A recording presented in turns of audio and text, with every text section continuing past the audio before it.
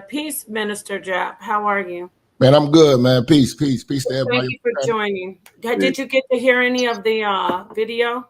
Sarnetta basically told me that the topic was if a woman gives her child away for adoption, she should be considered a hero. Oh, compared to abortion and compared to aborting the child, what do you think? I think the verbiage of calling a hero is extreme. You know, that's to say it's like it took courage. It was something that should be applauded. Neither one should be applauded. On my channel, everybody knows me. I got a reputation of always going hard on the Black single mother, but I always say this. I don't view her as to be as bad as a woman who has had an abortion. A woman that had an abortion is, to me, the ultimate evil. I don't look at it as something that should be given sympathy for. It should be something like, she was young. All of those are excuses for being reckless with your reproductive system. And it has consequences. So what I say with women have a lot of ways to not get pregnant. I did a show on my channel called the 21 Forms of Birth Control. If you go to a website called birthcontrol.com, you can see every form of birth control that women have. And women have a lot of ways to not be pregnant if they're proactive with it. I don't want to get into all that because you can actually go to my channel and you can watch the whole videos over 3 hours. We break down every form of birth control that a woman has. And men don't have that much birth control. That's why the verbiage of it is called birth control. Women have control of birth. Yeah. Men get protection. The only thing we can do is protect ourselves. We don't get birth control because once she has the seed in her, she is now in the driver's seat of your life along with the life that's inside of her. Now, a lot of people don't view the embryo as being a life. It's a human being. And I think that a woman who's willing to terminate a human being for the progression of her life, the trajectory of where she wants to go in life, and she deems this life that's inside of her that she enjoyed every aspect of it when it was going down to actually have that life, then when she realizes there are consequences, she actually has to take responsibility for what she did with her reproductive system. She can opt out and terminate a life so she can finish school, terminate life so she can get a better job, terminate life because, hell, she doesn't want to lose her shape. All of these excuses are selfish. And at the same time, I always tell brothers, if a woman is willing to terminate her own child for the betterment of herself, imagine what she'll do to you. So I look at it as evil. So when you say a woman is a hero, now that's an extreme. Now I'm saying she's good, but no, she's not necessarily good. She's still moving in her selfishness, but she's not as bad as a woman who has killed a child for her advancement in life. So she might have gave that child away to a family who couldn't have children, who couldn't conceive children. You know, my stepmother couldn't conceive children. You know what I'm saying? So like she cherished other people's kids. There are people out there like that. There are people who really want to raise kids. We can't have any, but there are people out here who are reckless with their reproductive system and are able to have kids, but give them away. I still deem this as a way for a woman to run from her responsibilities, but it's a better option because you didn't take a life, and that life still has a chance to become somebody, and you still got a chance as a woman to whatever issues you have, fix yourself, and maybe come back and make amends with that person. But once you take the life, you can't make amends with that. You know, a lot of people like to throw around the extreme of rape or incest, which is a very, very, very small, minute part of abortion, because most abortions are done out of the convenience of done because the child is deemed an inconvenience. Mm-hmm. So when I tell women, they talk about, well, what if a woman is raped? What if it's incest? Well, don't let a rapist make you a murderer. That's interesting. That's interesting. So wow, that's rough. So from there, you still have a life in your hands. So even if you gave the child away, we don't know this child could flourish and become the next Antoine Fisher. Mm-hmm. They still got a fighting chance if you gave them away. So I do respect a woman more than that gave a child away for abortion than a woman that actually terminated a baby. Because like we got graphic on my show. A lot of people don't understand like those 4 or 5 month abortions, how they go in the woman. Oh, yeah. And they pull out pieces of the baby by piece and put on a pan. And the reason why I deem this to be as evil as it is, because you could put this baby on a pan, you barely look at it, you don't give this baby a burial, you don't give this baby a name, you don't even say a prayer over this baby, and you go on with your life, and then you do it a second time, a third time, a fourth time. You are evil.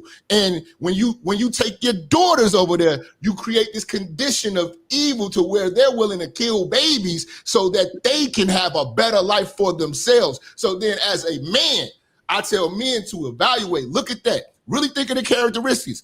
This baby was inside of her, and what she's willing to do to her own children, imagine what she'll do to you. Wow.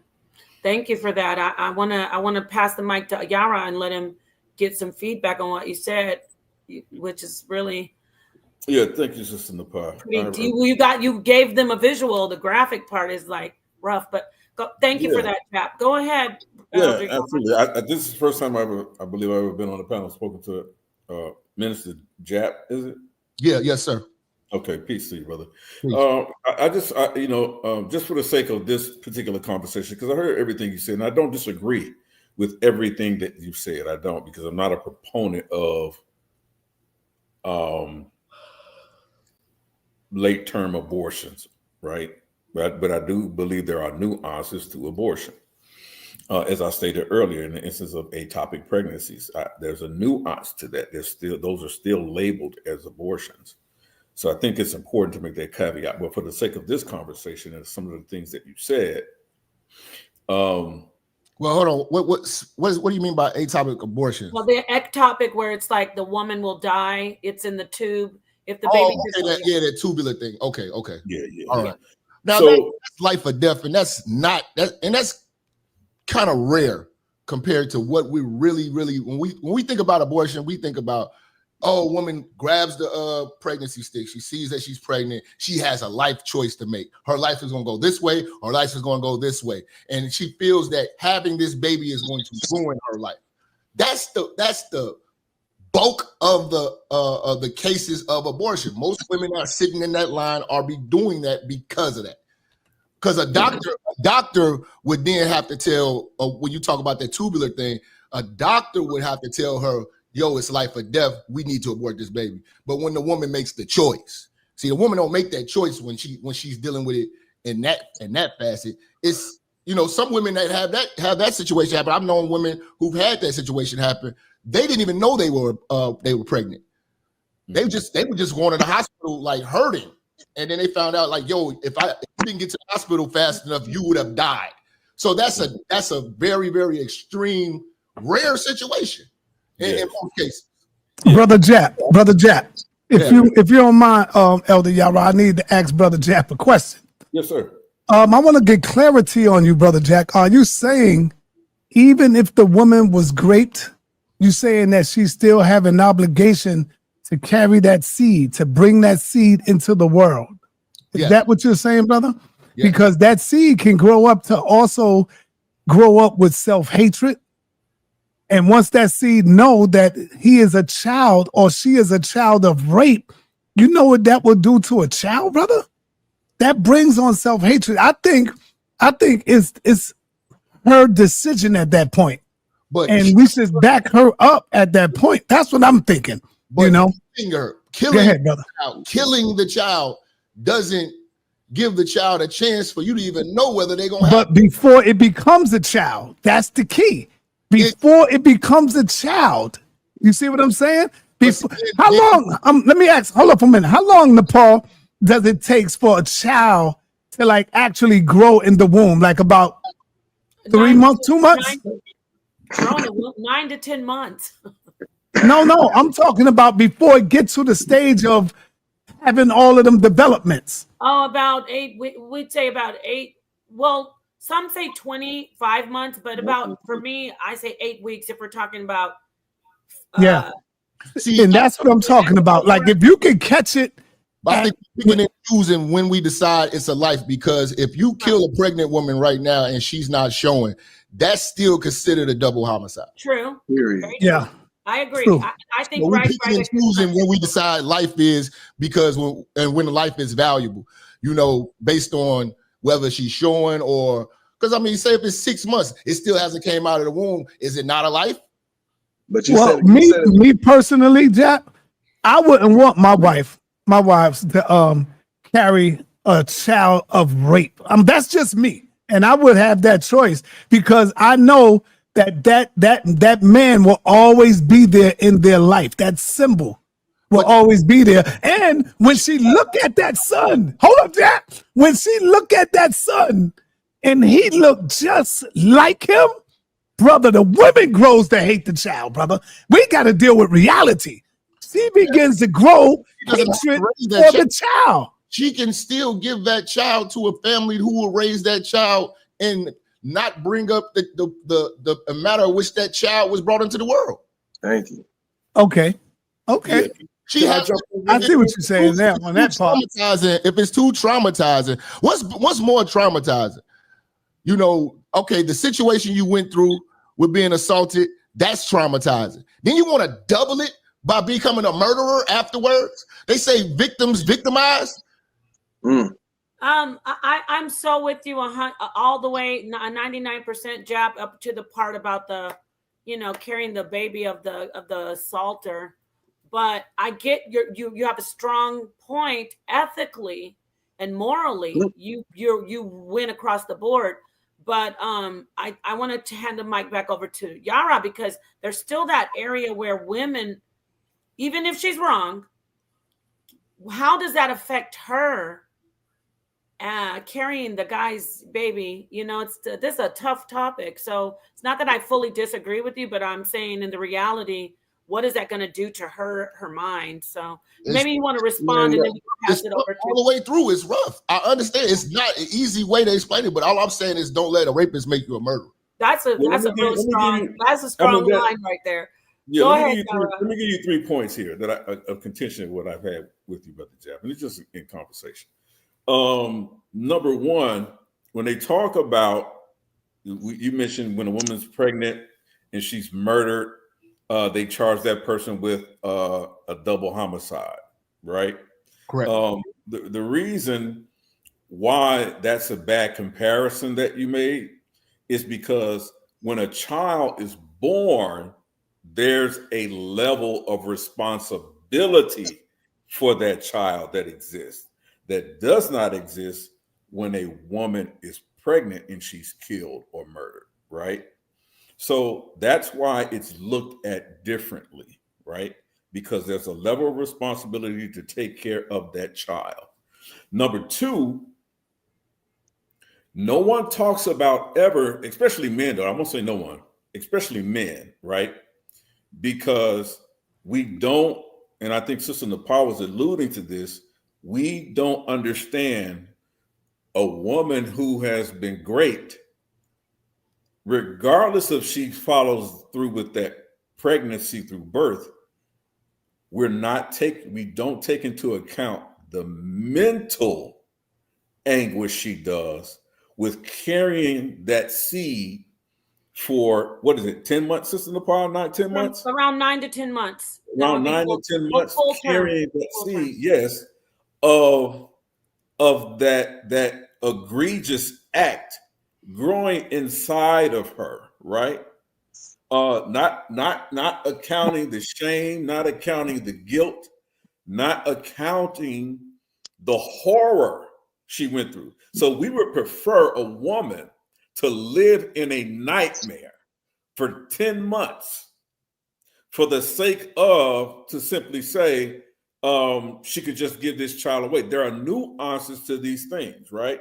Who actually cares whether or not after that child is born, after a situation of rape has happened, who cares about the mental stability of that woman that's left? That's still a life there. During slavery, we didn't have abortions. Our women You said what? During slavery, we didn't have abortions. Our women were still having these babies that were conceived out of sexual assault. And look how great of a people we became. We overcame that. It's going to be hard. It's going to be rough. I am not saying it's going to be easy. She is going to be in pain regardless. She need not compound the pain by becoming a murderer after she has been a victim. I mean, Brother, you have a strong argument. This is right. Yeah, you have. Hey, yeah, hold up, 1 minute. Give me 2 seconds, Ivan, or 1 second. But Brother Jap and all the other people that agree with Brother Jap definitely have a strong point. This is good. It's good conversation. But you got to understand science as well, because inside of that sperm is his DNA.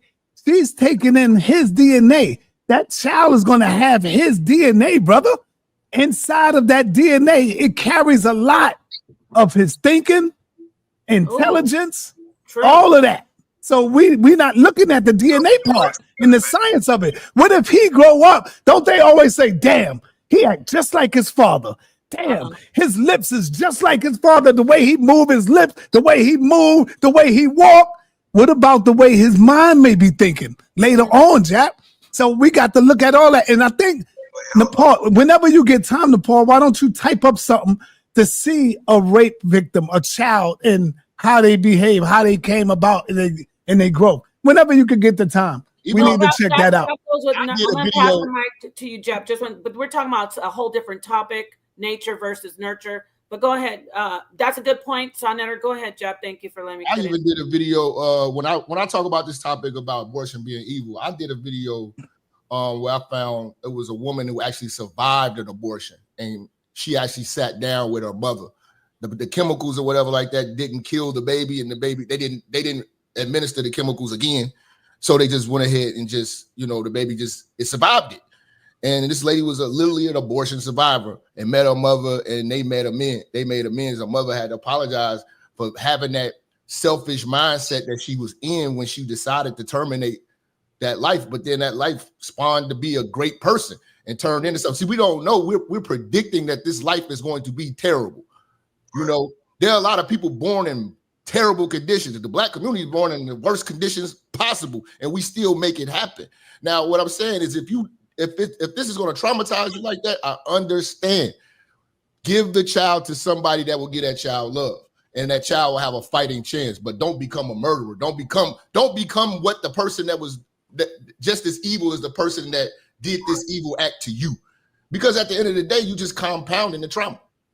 Okay, I hear what you're saying, brother. But let's not go past the stop signs. Let's go back to this slavery thing you brought up, right? You talk about women were great, right, during the time of slavery, and look at their children went on to be better things. You still blew past the point that I made, was that do you consider, or should we consider, the mental stability and the anguish and the torture that those mothers gone through? You act as if we should good point. That has no consequence to anything. This is what I'm saying. You're making this argument without considering the apparatus that birth is even even So how do you claim? Hold on, I'm not done. How do you make an argument that the house is great, but the tools that used to create the house is no longer important, or has no consequence? Like, this is the argument, brother, that you're having, which is really a bad argument. I'm gonna put it out there. It's a bad argument, right? So when you say forget the mother, because that's what you're telling us. Forget what she goes through. Forget what she has. Forget what's on her mind. Forget the abuse that she goes through. Forget that even during slavery times and even till today, there's very little mental or mental health or psychiatric assistance to deal with these women who may not necessarily have been great, but have been lied to by their boyfriends and lied to by men who take advantage of them and say, you know what, let's raise a family. And then when it's come time for that responsibility of a family to come forth, he's nowhere to be found. You don't think that takes a mental toll on a woman before you go and say, you know what? Who said it wasn't going to be painful? Never said. Listen, we're not talking about painful. What did we do before? About painful. That's you sweeping it under the rug. Abortion was a procedure that was invented. So before that procedure was invented, there was always sexual assaults and rapes. When that happened, what did the women have to endure then? What they had to endure then is the same thing I'm telling you that they still enduring now. Pain, anguish, but at the end of the day, life was still made, and these kids were able to still be great people again. Okay, so you're saying out of the 18 million abortions that we know have been had since Roe versus Wade, we got these are those children that were born, those 18 million would have gone on to be the greatest nations that ever. So if that's your argument, they have a fighting living chance. I got you. If that's your argument, then that's the argument you should make. But what you're saying, the argument is that if a child was born out of rape, they're going to automatically be evil. If a child is born out of rape, they're going to automatically be a demon. They're automatically argument. That's what both of you and Sai are saying. No, let me help you. That's not my argument. Okay, your argument is that a child that is born out of that does an innocent child deserve to live? Yes or no? Yes. Yes. Go. Yes. Is the child innocent because the child had no control over how it was going to be born, and the circumstances and the conditions that it took to be conceived, had no choice in the matter? Is the child innocent? Yes. The child is always innocent. Then you have got to give that child a chance to live, even if you don't want to look it in its face every day. Let someone else do it. You have that choice in America. Well, we agree with that on the point of adoption. We agree with that on the point of adoption. But you realize I want to add an element. Rare circumstance about rape that and it results into having a baby. Most abortions are because of a convenience factor. Yeah, and you're right. I do want to get off of. Excuse me 1 second, Yara. The I don't want to say the grape topic is very crucial, even though it's a very small percentage of abortion. I agree with you, Jap. I do want to say this though. What if, from a woman's perspective, because I saw my sister, Miss Nicole, in the chat, what if she hates him so much she enjoys doing the abortion? That's evil as hell. What? Is that evil? I don't know. Yeah, that's dark as shit. I mean, he did take her and violate her. No, how can y'all say that's evil? What's more evil? What's more evil than her being raped? Great. Let me not say enjoy. Is innocent. The child didn't do shit. I went too extreme. Let me not say enjoy. What if she hates him so much she can't see anything besides? Hold on, let me get my whole statement out, please. What if I shouldn't say enjoy? What if she can't see anything but destruction of his child? Okay, that's what I'm gonna say. Go ahead. So you got to be able to heal, man. You cannot become a victim of Stockholm syndrome when you become your victim. I mean, your oppressor, right? You have to have an intestinal fortitude in your heart to know that the Creator is light, He's love. Whatever situation you go through, whether you've been raped or you've been somebody dropped a bomb on your neighbor's house or your cousin, whatever you go through in life. Oh, really? You can never become so cold in your soul. I'm about to ask a question. Y'all know what I'm gonna ask him. What if that happened to you? Before you ask me a question. But what if that happened to you? Would you be able to? Exactly. I know the higher light of the Creator. I would never hold. I'm not trying to make fun of that. It's a horrible situation on both ends, male and female. So go ahead. So what I'm saying is, you can never advance and grow, and none of us will, as a nation, as a people, as a human society, if you're going. Every time somebody does you wrong, you do something even worse. That in itself is destruction to the whole society. So what we have to learn to do is to value life, to value forgiveness. We have to, Because if you don't, because that's the highest light. Most people can't come to a point where they can be raped by somebody and then say, okay, I want to be able to work through this. I want to heal. I don't want to hate this person. I don't want to, you know what I mean? You have to be at that level. Some people are so hurt that they just want to hurt the next person. Hurt people. But that's not right. If somebody raped you and you got pregnant and you say, well, I hate the fact that I was raped. I hate this man. And I hate my child and I'm going to kill my child because of what happened to me. That's not right. You may justify it with whatever rhetoric you want to justify it with. But at the end of the day, the child is innocent. It did nothing wrong. It does not deserve to die. Every reason that you use, like my brother Jap is saying, is going to be a selfish excuse. And it's evil to kill based on selfish motives. I don't care if it's whatever. You kill my brother, I'm mad at you. I'm going to come kill you. That's what niggas do in the hood every day. Is that right? Is that right? No, that's not right. So for you to get raped and then say, well, I'm going to kill my son. That's totally different, though. It's not different. It's the same pain and trauma. It's not the same thing, brother. That's causing you to make a choice to hurt someone else that's innocent. It's the same thing. No, it's not the same thing. What happened? Okay, whatever. It's like you gotta see, like, I mean, it just depends on people who believe in a higher power. They believe in God. They believe that they're gonna have to atone for their sins. And I always think about, like, you know, what if you have to meet these these aborted seeds in the afterlife? And you will. That's the point. What would the conversation be? Well, this happened to me, and you know what I'm saying, I just didn't feel like you should even be able to experience life on earth. You know? Well, I can almost guarantee you this. But everybody is not religious, Minister Jap. Exactly. Yeah, and that's what morality comes in when you don't believe in anything. You know, because you don't believe, you don't even believe it's a life. A lot of women believe like it's a lump of cells. It's just an embryo. You know, they don't believe it's a life.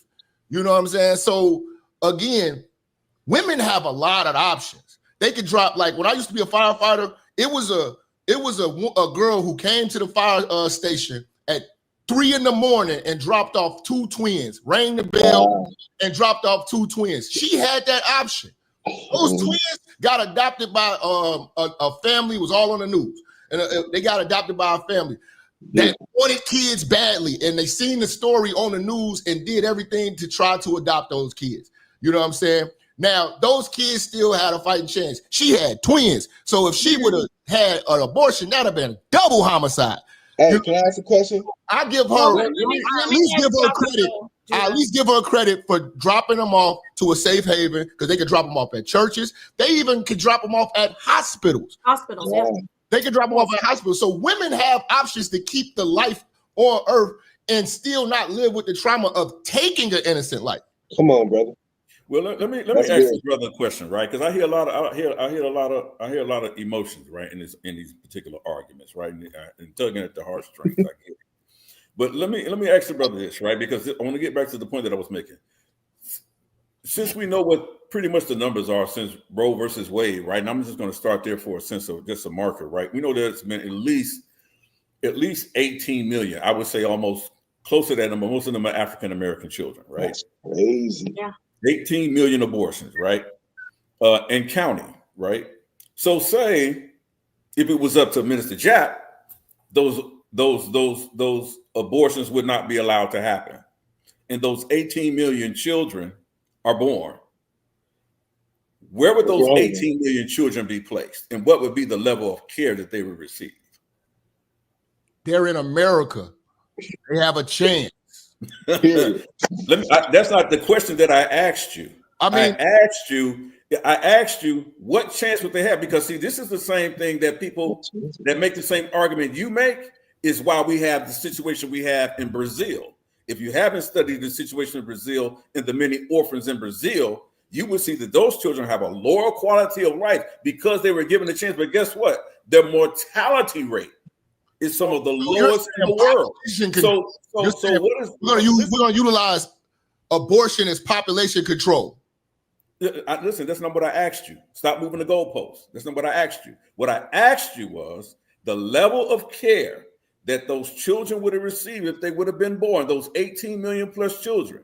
Are there 18 million families? Is there 9 million families that would have taken them in? Or where would they have gone? Into orphanages? Would they not? Could you guarantee that they wouldn't be on the street starving, being raped day in and day out? They would not be discriminated against, that they not want to receive a quality of life that you think having a chance with them going through most of their lives in a position where they wish themselves that they were dead or had been aborted. So what I'm saying is there's nuances to your conversation and the point that you're making. Now, I'm not a proponent, I should say, proponent of abortion. I'm not a proponent of that without nuances. But what I'm saying is to simply slap a label on women, to simply say these women are evil because they chose to do this or they chose to do that. When it comes to children, 9 times out of 10, I guarantee you, if that young lady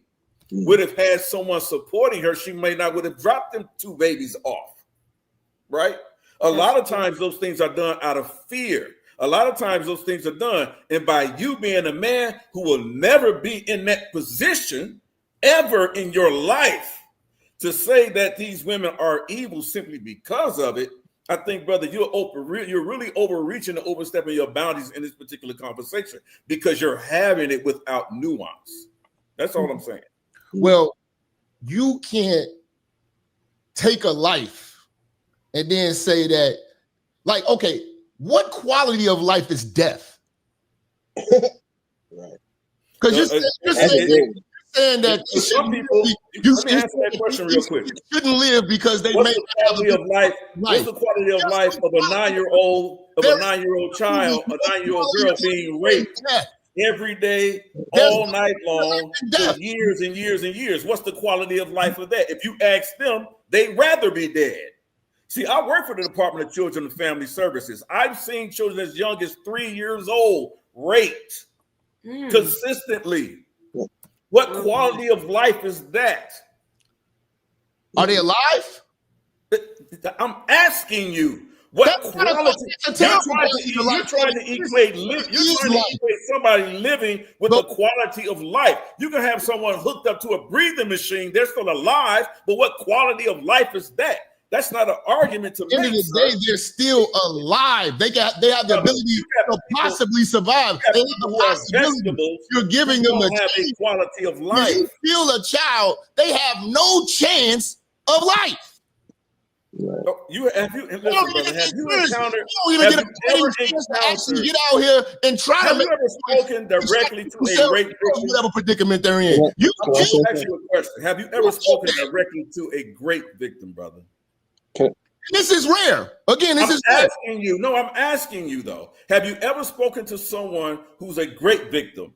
I have, and you know what I've heard them say? I wish in that moment I would have died. You know why? You know why? Because at that moment there is no living.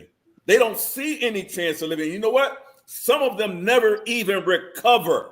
So for you to equate just breathing with the quality of life is a fallacious argument. So it's just a bad argument. So if something bad happens to you, you just take yourself out and you don't give yourself a fighting chance to survive this and overcome whatever adversity. Because listen, things could be very, very, traumatic in life. Life is not easy, man. Life is life. I agree. Death is not life. When you just throw death in there, there's no chance of actually overcoming anything.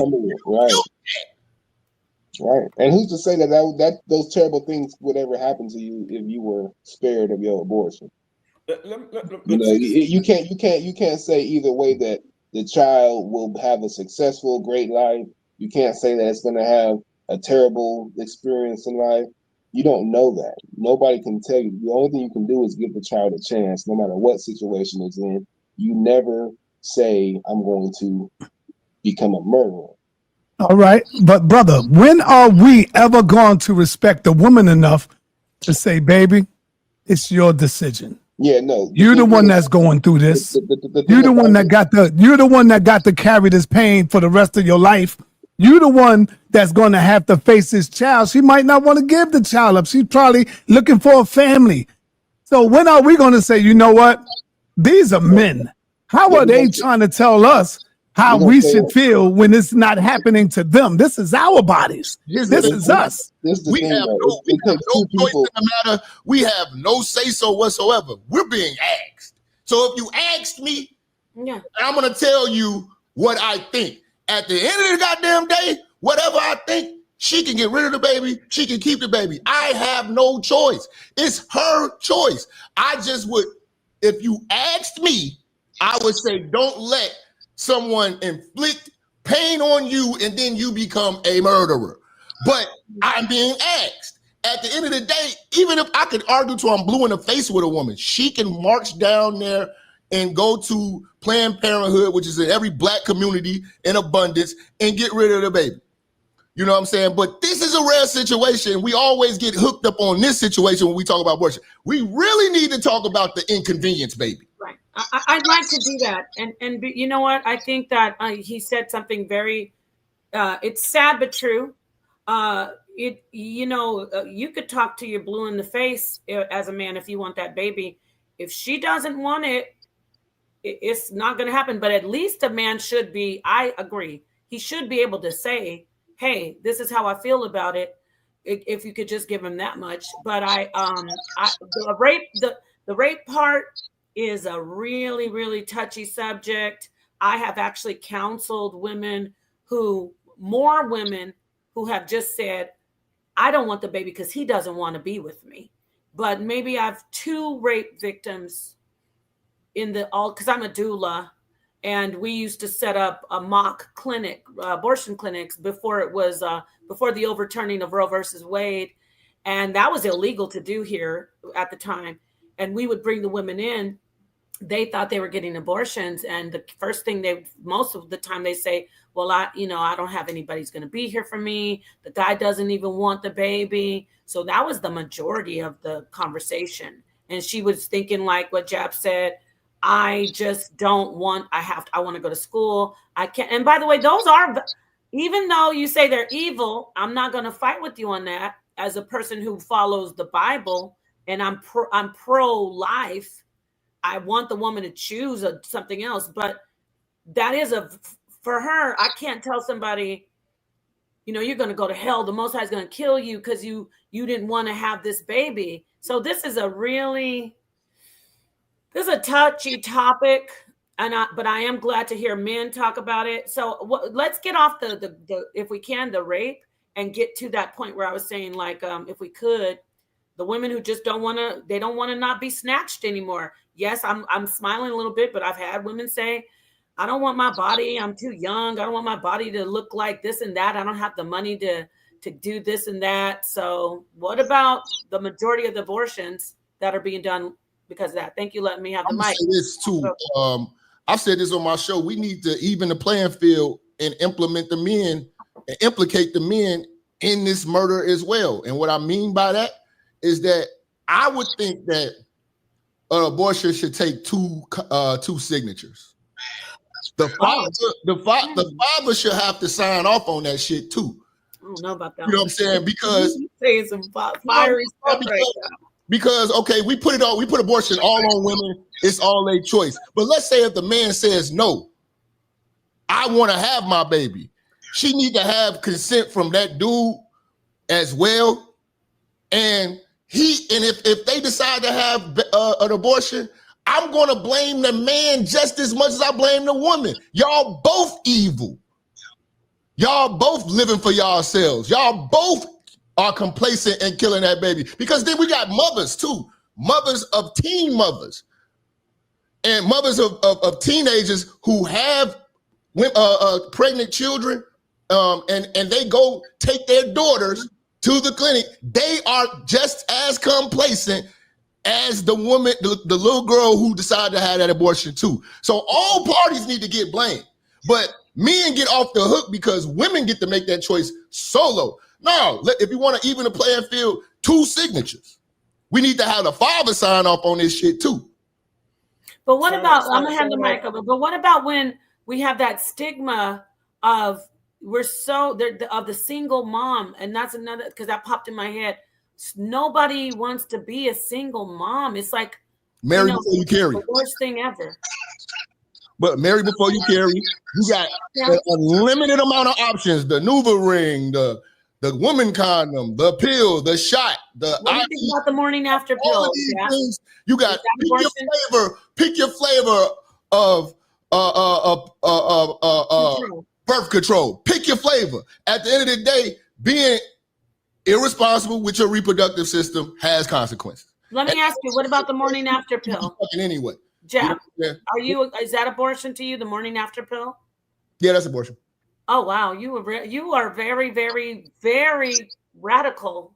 No, that's why even if you watch my show, people think it's comedy or whatever, but it is comedy. But I tell brothers, wear your condoms and pull out with a condom on. Like it never happened. Wow. What do you think about that? I promise you I practice what I preach. I promise you I preach this on my show all the time, that brothers have to stop having reckless babies. I'm on the brothers hardcore because I know the women don't make logical choices. They make emotional choices. You know what I'm saying? So they want to have this passionate make love thing. I tell people, man, if you broke, you don't need to be having sex. That's the last thing you need to be doing. You know what I'm saying? You can't afford to have sex because you can't afford the consequences of it. I agree with the brother on a lot of your talking points. I will say that I agree with you 100%. And I agree with having these men sign off on these things. The problem with that is that we still have to understand, once a woman becomes pregnant, it becomes a medical issue now, right? And this is what men don't quite get about this argument, is that now her life is at risk, right? There have been many women, I have family members whose mothers have died giving birth to their children. The mother's no longer here, but the child is here, right? Died on the table during pregnancy because of medical malpractice, right? Which you can no longer sue for in a lot of states, right? Medical malpractice, or they cap what you can get from a doctor for medical malpractice. So, like I said, I agree with a lot of your talking points, but they come with nuances. It should come with nuances. These things we just can't, roll over the bridge of, oh yeah, that's it. That's an issue, but now we're gonna keep going. But these brothers, a lot of times, I know them. We talk, you know them. We a lot of us know them, right? They get with some of these women a lot of times, and here's the thing: they're not older women; these are young women, young girls. Oh yeah, that they're saying, "Have my baby," with no intentions of taking care of a baby. Yes, have no means of taking care of a baby. They can't take care of themselves. That don't mean the baby. They're telling these young women during sex, "Have my baby." So if we have a young man that does this, should not he be prosecuted in some type of a way? That's fraud. You know about prosecuted. Y'all are radical, y'all and Jap. We got to prosecute. It's called check garnishing. It's called going to jail for not paying your child support. It's called getting your license revoked for not paying your child support. Your life is going to be a living hell when you impregnate the wrong woman.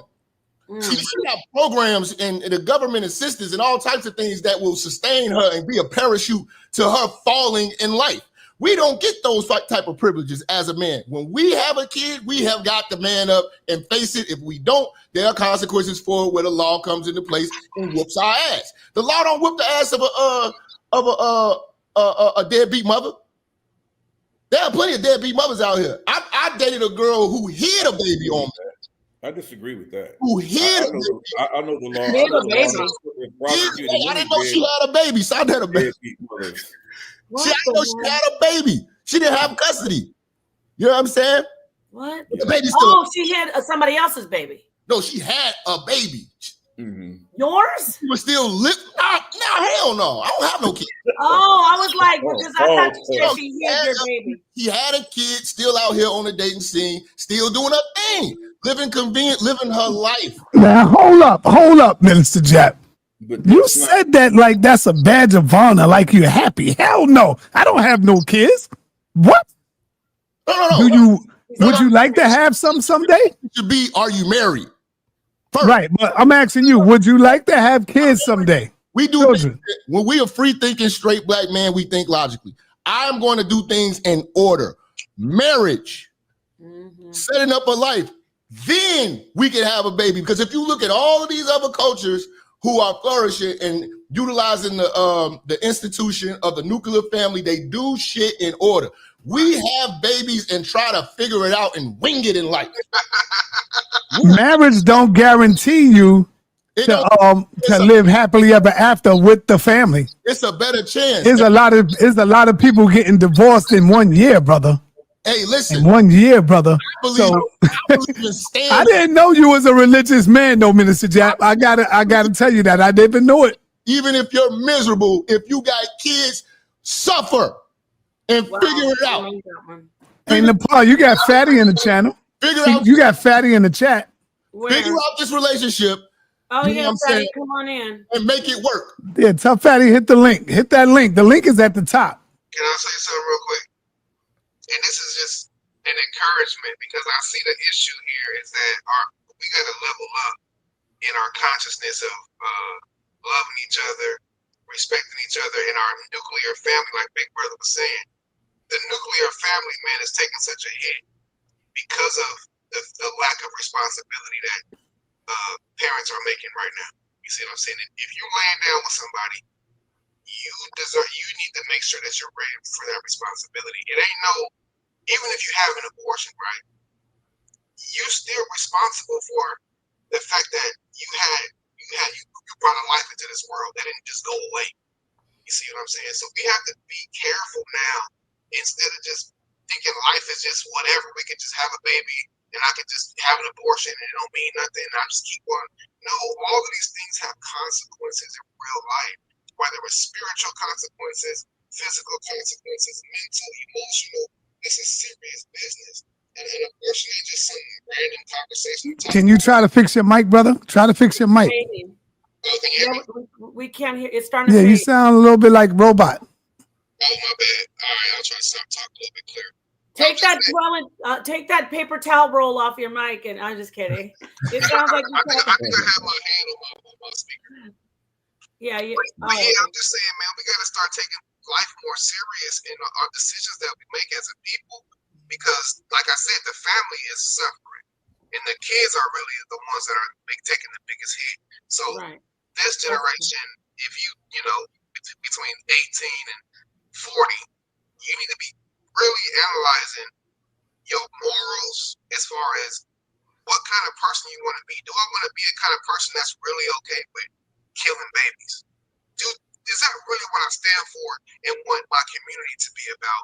Or do I want to raise these babies the best I can, no matter what situation I'm in? Because that's what I would want my mama to say. Don't kill me. Yeah, but look at how you say it. Like you make it look like the women are going around killing babies. That's the way you said it. No, but that's Killing what I'm babies. No, man. That's what you don't. That's what What are they? They're human beings. What are they going to grow up to be? People. Yeah, they're babies. They are living beings. Once that spirit is conceived, it's eternal. It's not, even if you kill your baby, the spirit still lives on. What are we talking about? It ain't just you just delete the baby. It's disrespect to go with it too, man. Like they don't even bury this so-called. Right. They don't even have a no type of memorial, no name, no nothing. Man, it's sacred, man. You gotta have that sacredness about you. How much of this this mindset or this thing that you have issue with, how much of this do you attribute to racism and white supremacy? Oh, it has nothing to do with that. This has everything to do. This has everything to do with your choices. Right. So you don't think the choices that are available. It's not in that.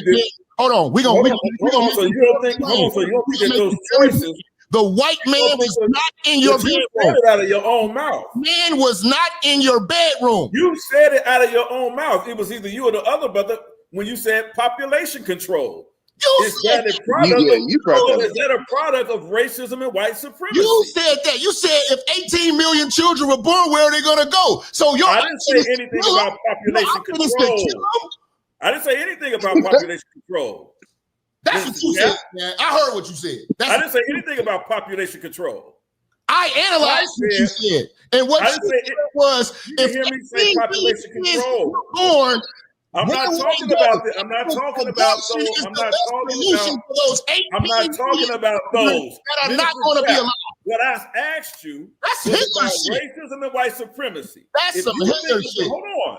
If you think abortion is not a product, that the abortion you're speaking of is not a product of racism and white supremacy, you're still misinformed. If you think it's not about population control, you're still misinformed. Well, if we you are don't talking about understand who Margaret Sanger is, if you don't understand who William Gates' father, William Gates Sr. is, you still don't understand. Wait, you don't understand the argument. If you don't understand the welfare system, was a bumping and grinding raw. If you don't understand the welfare system, when men being pushed out of their homes because women need to get welfare to take care of these children, you still don't understand the argument. All these excuses for bad behavior and it's not excuses for bad behavior. It's every excuse. You got every excuse in the world for a woman making a dumbass choice. It's what society has given our people. Let me do this now. If I could just jump in here. I'm going to give Minister Jap, you get 60 seconds, go in on the topic, and then I want to pass the mic and let Yara go in 60 seconds. Okay. Go ahead, Minister Jap, 60 seconds. Your time starts now. Most of our problems present day right now are behavior-based. You have the ability to say yes or no. You have the ability to keep your legs closed, keep your dick in your pants. You know what I'm saying? Wear protection, don't wear protection. All of these choices are yours present day. Talking about the history means goddamn nothing because present day, the white man is not in your bedroom. The white man is not moving and grooving, trying to get women out of their pants. The white man is not out here trying to trap you with a baby. These are choices made by people regardless of what race they are. This has nothing to do with racism. Anything to do with that. Women have the convenience to opt out of all responsibility, and they utilize abortion as a means to get it done. And the way that they get that done, that is the most evil out of all of these choices. Giving a child away for adoption, you know what I'm saying, is a better choice than abortion. I don't clap or cheer for either one of these situations because they're both irresponsible, but the better of the choice would be for that woman to give that child to a loving family. Thank you, Jap. Time. Go ahead, Yara. Your turn, Elder Yara. Yeah, I'm just going to reflect back on what the brother was saying earlier. He mentioned about women during slavery times being raped and their children taken away. What does that have to do with anything? Well, if that's the case, then where did all of the abortion clinics pop up from? Those weren't funded by African Americans, especially placed in heavily predominant African American communities. So those choices to have an abortion, where did it come from? It stemmed from racism and white supremacy. And for you to say, oh, the past makes no difference. No, that's our present. Because we're talking about the same issues that you have today in dealing with that systematic depletion of the Black community. Whether you want to, whether you want to accept the fact or not, that's what we are dealing with, you can't dismiss the seed of that. What you're dealing with is the after effect. If you study Daniel Moynihan's case for the Negro family, he talks about the very issues that you have. Fatherless homes being produced by what? Racism and white supremacy. How? Through systematic racism in this country. The plan to force women into single motherhood. Why? In order to deplete and destroy the Black community. Daniel Moynihan wrote about that in the 60s, giving his recommendation from Lyndon B. Johnson to LBJ. So when you talk about these things are not prevalent, you're incorrect. Sorry about that. You know what, y'all? Go ahead. Jap, give me 30 more seconds, and then we'll balance it out, and we'll get back to the full conversation. 30 more seconds, rebut what he said, if you could, brother. No, I mean, I think it's a healthy conversation, but at the end of the day, I think that we tend to always find a way. We're going to find a way to blame the white man for some shit that we got control over. It's not that deep. Literally, if you can't afford children, you know these consequences, don't put yourself in this predicament. You know what I'm saying? As a man and as a woman. You know what I'm saying? And women have more choices and more control over this situation. The worst possible choice is death. Okay. Because you're dealing with life. Let me ask you, everybody, a question. I see you, Judah. But isn't there a fact? Don't we have a history of Planned Parenthood? Let's just start with Margaret Sanger. Like, do you at least see that there is a history of eugenics? I'm not saying that you're wrong about the moral side. I think we all agree morally, no one should be killing any innocent children. Do you have a choice to go in those doors? So no, I want to ask you to get into the background of it a little bit, not too much. I know the background of Margaret. Yeah, I want you to sound off on that. Now, what I'm saying is, I equate Planned Parenthood the same way I equate the liquor store. Both are prominent in our community. Do you have to walk in those doors, or do you have the self-discipline, and do you have the morality and the moral compass to not go in there and know that there's consequences, whether you go into the liquor store and then you get into some alcoholism, or you try to drink away depression, or whatever you do. Those are bad choices. If you go to the clinic and get rid of your baby, it's still a bad choice. But one word: choice. You have the choice. You don't have to be pregnant. You don't have to be having premarital sex unprotectedly. You know what I'm saying? You have these choices, and these choices have consequences. And we have got to stop fighting for the right to have an excuse for bad choice making. Can I say something? Child out of wedlock is an absolute bad choice. It has never been a good choice. It has never in life set this kid up for greatness. A lot of kids just happen to make it. A lot of men are survivors of single motherhood. It's a terrible construct. But women have that ability to say, yes, this is going to be this way, or no, you're going to marry me before I start bearing your children. She controls. She is the gatekeeper. She can't get in. We can't get in you unless you tell us we can and how we can get in you. Let me add this about, okay, thank you, Minister Jap. Now, I want to say I've seen people in like these, they don't say third world countries anymore. They say it's underdeveloped or unindustrialized countries.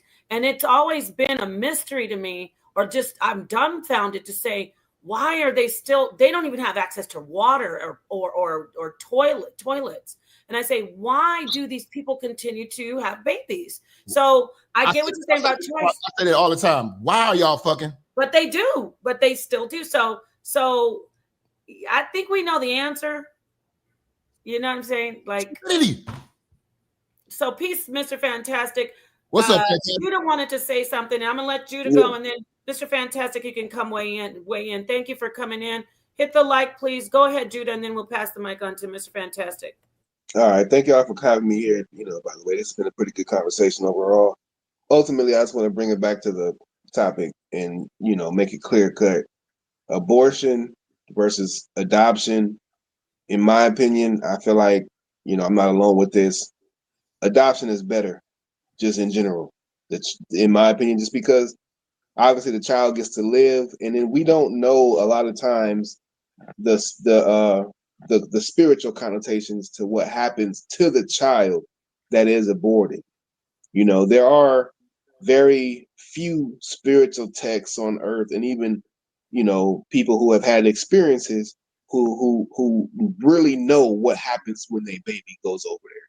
We know and we believe that the baby is well taken care of by the father, which we believe, and I know for a fact in my heart that the Creator takes care of every innocent child that's been aborted, that baby is going to be okay. But we don't necessarily know exactly what happens. We just have faith. So to me, I'll always say, let the child live, let the child have an experience in life with the Creator. We don't know if it's going to have a beautiful life or a terrible. We don't know that, but we definitely know that it has a chance. If you kill it, you don't know. And for those women who have had an abortion, I would not say you going to hell. I wouldn't say that even you personally are an evil person. I feel like the choice is evil to kill anything. But you can always recover and heal and get yourself back together after having a traumatic experience like an abortion. I don't feel like that's the end of the world for a woman if she kills a baby. You see what I'm saying? You can redeem yourself. You can get back in good standing with the Creator and with your community and with your child because it's still alive in the spirit. So with that, all I want to say is thanks for having me on here, man. It was a good conversation. Peace to everybody. Bless up to the sisters. May everybody continue to just grow and get past some of these little conversations that mean a lot to us. That's all. Hey, peace, brother. Peace to Okay, y'all, man. okay, thank you so much. Mr. Fantastic, you wanted to weigh in on this topic? Yeah, thanks for having me, man. Shout out to everybody else. What's up, Jap? What's going on, man? What's going on, bro?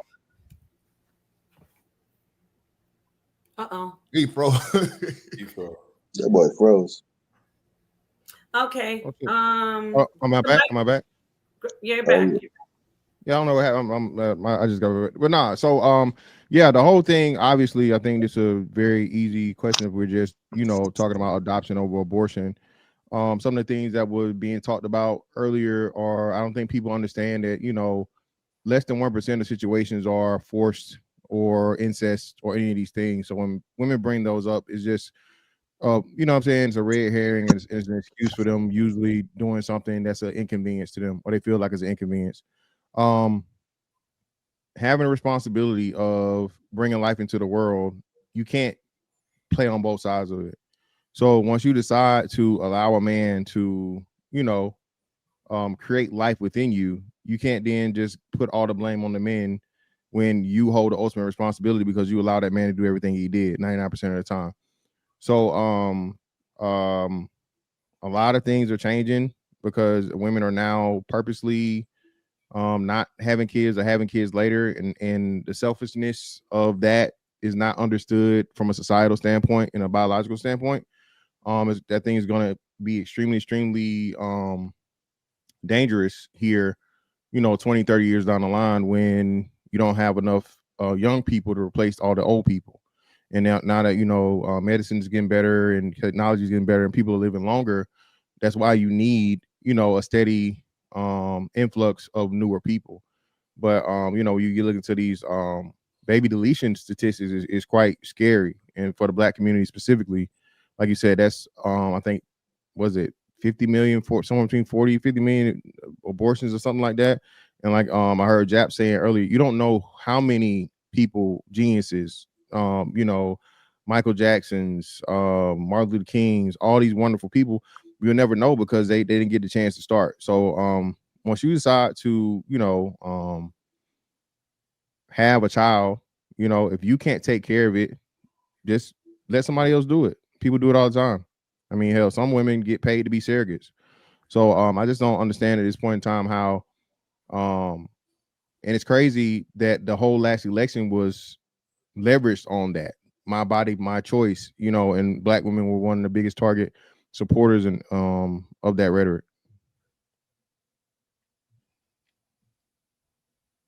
I know Nepal must have stepped away. Yeah, I agree with you, though. No, you go ahead, man. I talked long enough. Go ahead. Man, me and you go along with it, bro. I see that already. Yeah. But yeah, I agree with. Trust me, I agree. Like I said, I agree with. I probably agree with about 90% of what you're saying, Minister Jap. I probably agree about 90%. My argument is always the nuances. Like I said, if by definition, if you want to talk about pro-life, I am a pro-lifer, no doubt about that. But I always have to make the stance that there are great areas and nuances that exist, whether some of the extreme arguments that we have and examples that we give. And of course, we don't know within that large number of aborted children, how many would be, inventors and doctors, and who would be the ones that could have gone on to cure cancer. We don't know that, but we also don't know on the flip side which one of those would be the Black Jeffrey Dahmer. And if you have children, would you have wanted your children to encounter that child? So we don't really know. Again, with that argument being said, so should we just unleash everything and let the chips fall where they may? I kind of get that when you're talking about the sanctity of life.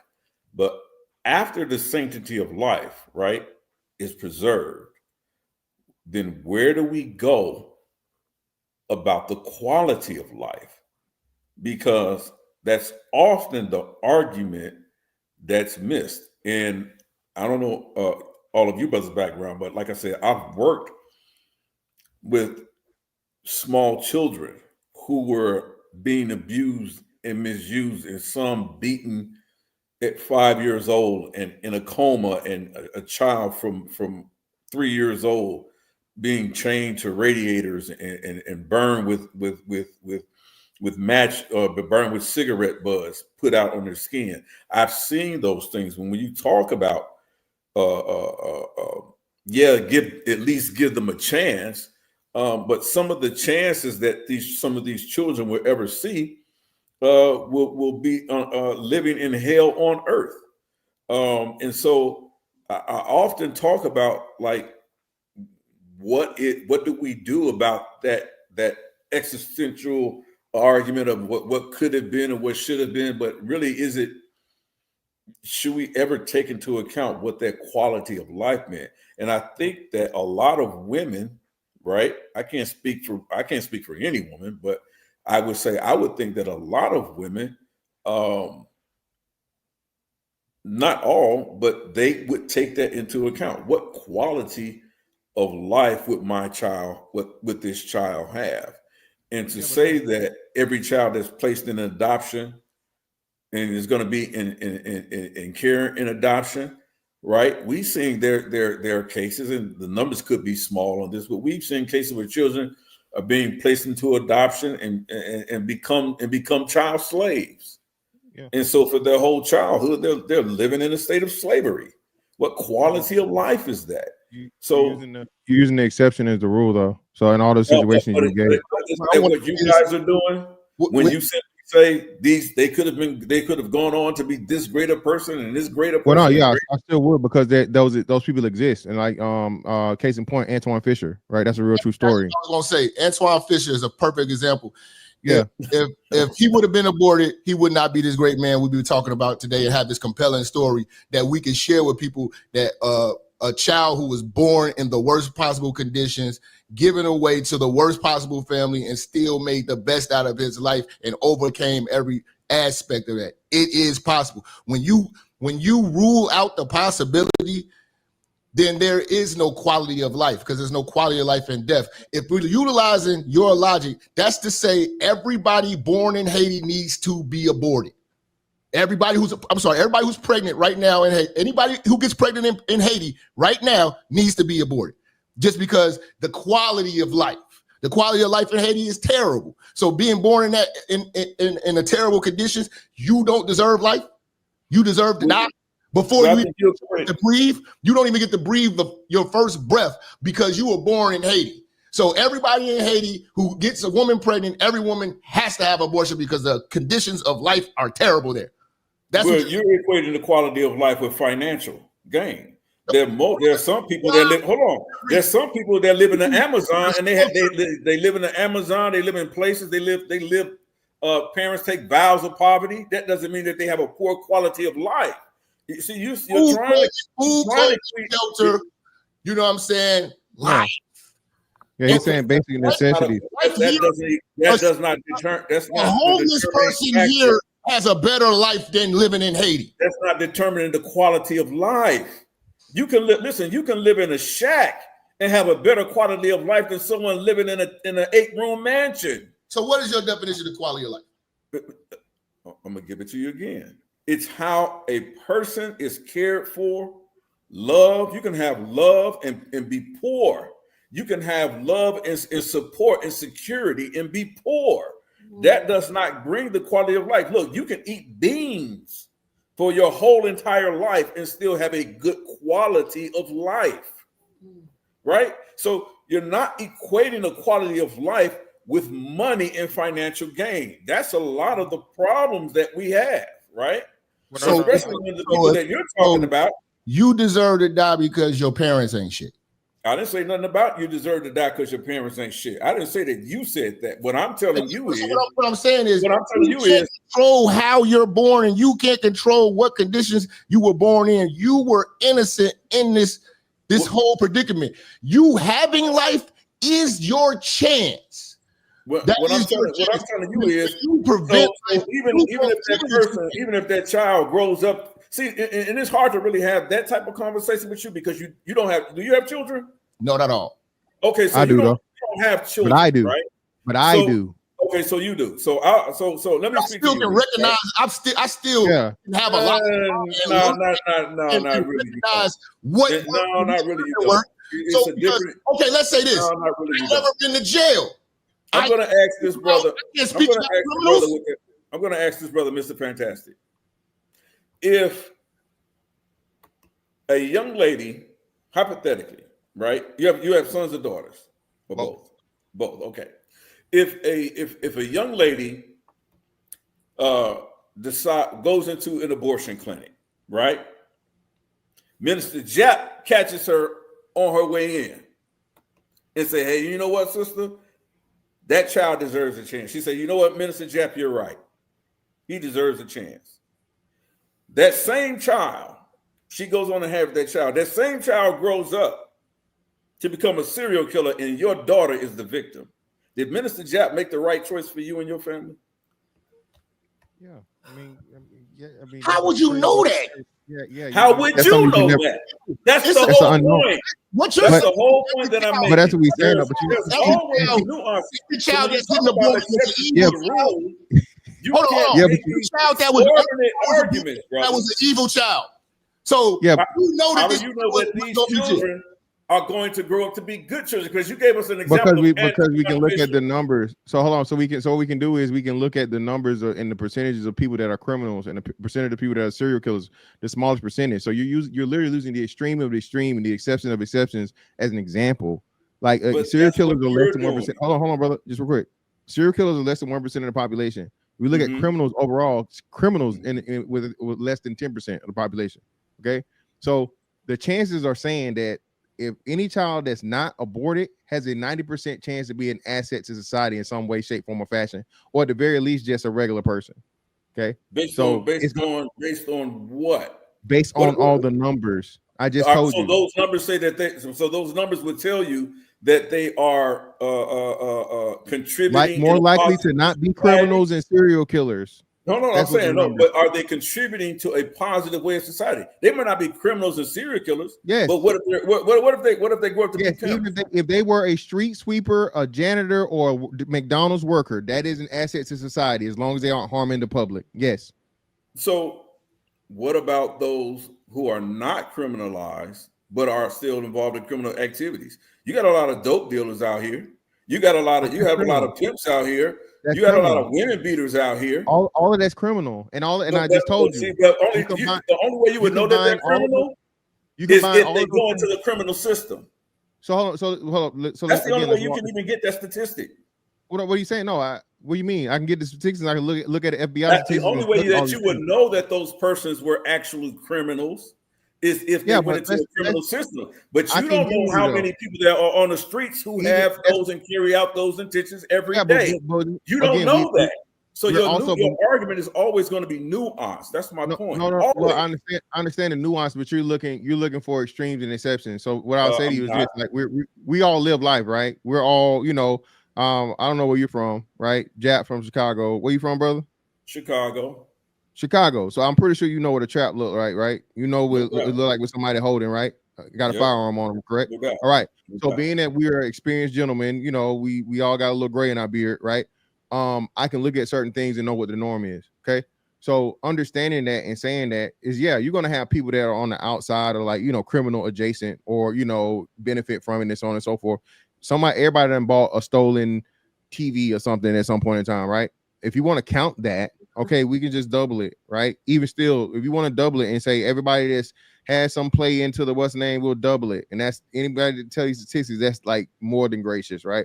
We're still at 20%. That means 80% of the people are still going to be law-abiding assets to society. Okay. So that's what I'm saying. The numbers support that. If a woman has a child that she decided to delete, it's highly chances that that kid is going to be somewhat of asset, somewhat of a positive to society versus being vehemently, even when he may grow up in not the best of circumstances. Everybody that this is something that people I just don't we say it, but people don't really realize it, right? So 80+ % of criminals, people that go in prison, right? They come from single mother households. Well, that's 80% of prisoners, not 80% of people born to single mothers. So they're still telling you that the majority of people that are even born in these impoverished situations. I mean, I don't know about you, but I came from humble beginnings like a motherfucker. I grew up poor, couldn't afford the ER, right? OR, not poor, poor. You feel me? So being that we know most people overcome their circumstances, right? More likely than not, you're going to end up to be, hey, in the middle somewhere, or you may be extraordinary from wherever you are, right? Most self-made millionaires people aren't born millionaires, they're self-made. So all these things support the facts in the matter that giving a child an actual chance at life is giving them the ultimate chance, and more likely than not, something that's positive going to become that chance than not. I mean, LeBron James, for me, LeBron James' mom was like horrible, terrible.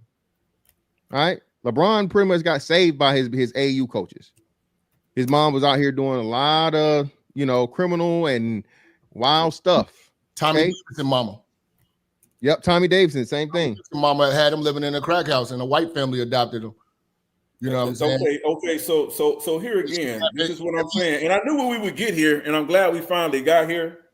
The slapping of the reason why we see this detriment in our society is due to single mothers, and this is how you started the conversation, and I knew this is where you would end, both of you guys, right? This is where you are right now. So when you talk about, brother, you from Chicago, right? So let's do something very familiar, right? And I'm gonna explain to the brother why his numbers are wrong, right? So I'm from the Wild Hundreds, right? You know the Wild Hundreds, right? Yeah, I know the Hundreds. All right, so I'm from the Hundreds, right? So So I lived a block away from Finger High School. That's where I grew up. I know you. So you know where I grew up, right? Yeah. Okay, so we ain't got to talk about that. So let's use O Block for example, right? Okay. We know about King Von, right? We know about all them catch them over there, right? We know about 61st, 63rd. We know about all that, right? Yeah. So we all know about Stateway Gardens, right? And we all know that is a world in and of itself. That if you're not from there, there's no way you're going to understand the way that they live, right? They have their own code of what is a quality of life, right? They have their own understanding about what is. You talked about LeBron James' mother in Cleveland, in Ohio, and the things that she went through and how she had to be saved. You talked about the other brother, his mother, had to be adopted by a white family. But what you're not talking about is what you always do, is that you're not understanding what happened to that mother to have her in that position. Because if you're simply just trying to say, oh, she's inherently evil, then I think that your numbers are skewed, just like this brother. How many people, brother, grew up that you knew were hardened criminals, never spent a day in the jail cell? I know many of them. Many of them. So simply because you giving me numbers about criminality and criminals on the street, you really can't determine that, because every criminal can be gauged if he goes into the penal system. Yeah, but I still gave you credence, though. Remember, I doubled the numbers. You didn't give me anything. You didn't. I did. I doubled the stats. I doubled the stats. I doubled the stats. You can't double the stats, brother, when there's nuance. What I did that to support your argument. That's what I'm saying. So unless you're unwilling to, and like I said, anybody that understands statistics and math understands, if you double a stat, that's being more than gracious. That's an anomaly that's pretty much never going to happen in anything. Okay. So I humored you because we said it's less than 10%, but I just made it 10. Okay. Less than 10% of the population are criminals. Okay. No, listen to what I'm saying. I'm listening. Go ahead. This is what I'm telling you. I know you're a smart brother, right? how would you know what those numbers are if every criminal hasn't gone through the penal system? Yeah, and that's why I'm giving you credence, though. That's what I'm So saying. you don't know. Hold on. So you just can't say, "Oh, I double it," and you did me a favor. That number could be quadrupled. Hold on. That real number could actually be quadrupled. Could it not, brother? That's called. That's a direct question. Yes or no? What I'm answering you. Well, no, it's not a yes or no. It's not. It's not a yes or no. It's not a yes or no. So again, that's called a mathematical fallacy and an impossibility. So what you're doing is you're making something. That's like me saying that's like you saying, oh, you can hit. Hold on, wait. So you know what the lottery is, right? Yes. You know what the lottery is? Yeah. So the lottery is already tells you when you look into the things, Mega Millions, Powerballs. Hey, there's a 1 in however many 100 million billion chances of you being the one winner, right? Those numbers never ever change, right? Those odds are going to be those odds. It's the same thing for when you start doing the criminal stuff and you do the trends, right? So what they do is they map. They map criminal activity. Hold on. They map criminal activity. They look at the amount of people that get locked up for shit. They look at people that got charges and all these things and so on and so forth, probation. All this stuff, bro, is calculated, right? And pretty much it stays somewhere here up or down because since like 2020, the crime rate overall is like -5%. Okay. So crime is actually down from what it was like, the heights and wealth before, the lockdowns, right? What we're still telling you is this, though. You're still going to have a range and you're still going to have the numbers that you're actually able to look at. And then you just, I think it's like what? Anything plus or minus, I think it's 2-3%, right? You pretty much give it, and that's usually like sound. So if I double it versus that's covering everything, bro. What you just gave us any variables. What you just gave us is an appeal to statistics, brother. And what I'm telling you is that's a fallacious argument because you don't know what that number of criminals are that actually exist that have not been through the penal system. And the only way that you would know that is if they've gone through the penal system. So you cannot give me that number. I don't care how much you smile and grin and shake your head. You're giving the evidence of the absence of evidence argument, brother.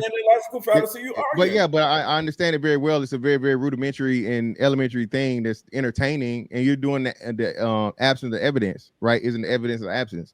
You haven't given us any evidence. You just I'm giving you evidence. I told you.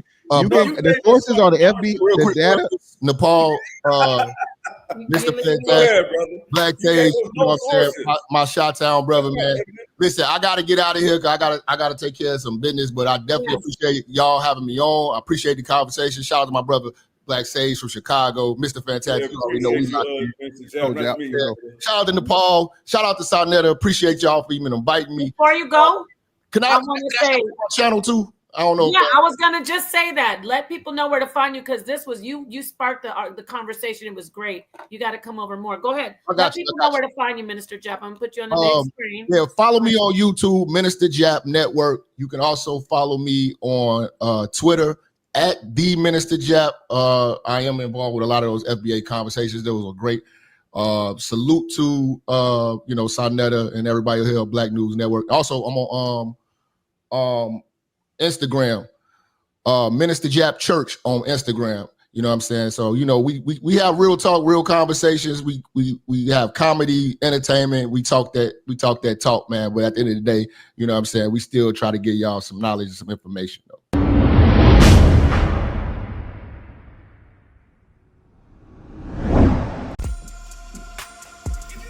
Yeah. Church, check in. Listen, if you like this exclusive content, make sure you go over to Patreon, become a member, and you're going to have unlimited access to all my banned from YouTube content, banned from the public. People cannot take this heat. We dropping straight heat, straight fire. You know how we do. Follow me on all social media platforms. The link is in the description. Again, join the Patreon. It starts as low as $5. Join. Peace.